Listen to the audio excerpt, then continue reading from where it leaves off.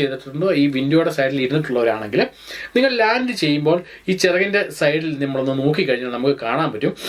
ഈ ചിറകിൻ്റെ സൈഡിൽ ഒരു ഫ്ലിപ്പ് പോലത്തെ ഒരു സാധനം ഇങ്ങനെ പൊങ്ങി നിൽക്കുന്ന കാണാം. അതായത് ലാൻഡ് ചെയ്യുമ്പോൾ അത് കറക്റ്റ് ഇങ്ങനെ പൊങ്ങി നിൽക്കും. അതായത് ലാൻഡ് ചെയ്യുമ്പോൾ ആ സ്പീഡ് ക്രമീകരിക്കാനും ഇറങ്ങുമ്പോൾ ഒരു ബ്രേക്ക് കിട്ടാനും വേണ്ടി കൂടിയാണ് അങ്ങനെ ഒന്ന് ചെയ്യുന്നത്. അത് നമുക്ക് ഫ്ലൈറ്റ് യാത്ര ചെയ്തിട്ടുണ്ടെങ്കിൽ അവർക്ക് ഈസി ആയിട്ട് മനസ്സിലാക്കാൻ സാധിക്കും ഈ ഒരു സാധനം ഇങ്ങനെ പൊങ്ങുന്നത്. സോ അതുപോലെ തന്നെ ഫ്ലൈ ചെയ്യുമ്പോഴും ഇതുപോലെ ഒന്ന് ഡൗൺ ആയി നിൽക്കേണ്ട ഒരു സിറ്റുവേഷൻ കൂടി ഈ ഫ്ലാപ്പിനുണ്ട്. അപ്പോൾ ഇത് അവിടെ അങ്ങനെ സംഭവിച്ചില്ല എന്നാണ് പറയുന്നത്. അതാണ് രണ്ടാമത് കാരണമായിട്ട് പറയുന്നത്. ഇനി മൂന്നാമത്തെ ഒരു കാരണം എന്ന് പറയുന്നാൽ ഇന്ധന ലഭ്യത എന്ന് പറയുന്ന ഒരു സംഭവം പറയുന്നുണ്ട്.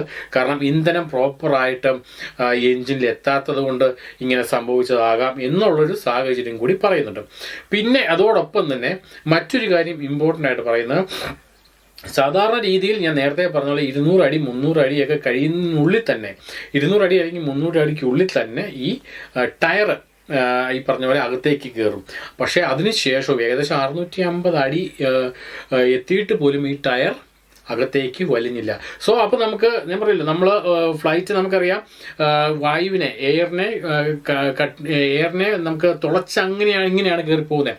അപ്പോൾ എയറിനെ തടുക്കുന്ന രീതിയിൽ എന്ത് സാധനങ്ങളാണ് വരുന്നത്, അപ്പോൾ ആ ഒരു പറക്കാനുള്ള ആ ഒരു ശക്തിയാണ് അവിടെ മിസ്സാവുന്നത്. അപ്പോൾ അത് ടയറിൻ്റെ ഈ ഒരു പ്രോബ്ലം ഉണ്ടായിട്ടുണ്ട്. അതാണ് മെയിൻ ഒരു കാര്യം.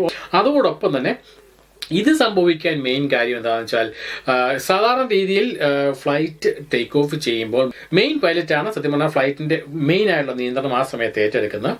സഹ പൈലറ്റ് എന്ന് പറഞ്ഞാൽ ആ സഹ പൈലറ്റാണ് സത്യത്തിൽ ഈ ടയർ അകത്തേക്ക് വലിക്കേണ്ടതും അതോടൊപ്പം തന്നെ ഈ ഫ്ലിപ്പ് ഉയർത്തേണ്ടതും.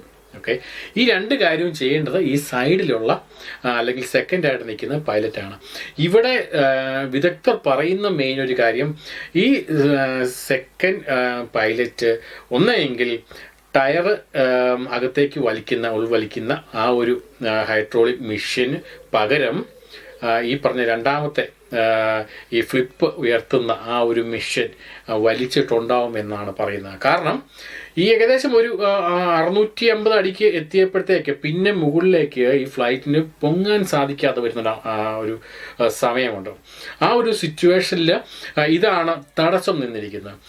നമ്മൾ അതിന് വീഡിയോ ഒരുപാട് പേര് കണ്ടിട്ടുണ്ടാവില്ല. ആ വീഡിയോയ്ക്ക് കറക്റ്റ് കാണാം. ഒരു ലെവല് വിട്ട് പൊങ്ങിയ ശേഷം നേരെ അതേപടി സാധാരണ ഒരു കല്ല് നിലത്തേക്ക് കിട്ടുന്ന പോലെ തന്നെ സാവധാനം അതേപടി തന്നെ ഈ പറഞ്ഞ കെട്ടിടത്തിൻ്റെ മുകളിലേക്ക് വീഴുകയാണ് ചെയ്തത്. ഇതാണ് ഇതിന് ബേസിക്കലി ഉള്ള പ്രശ്നം.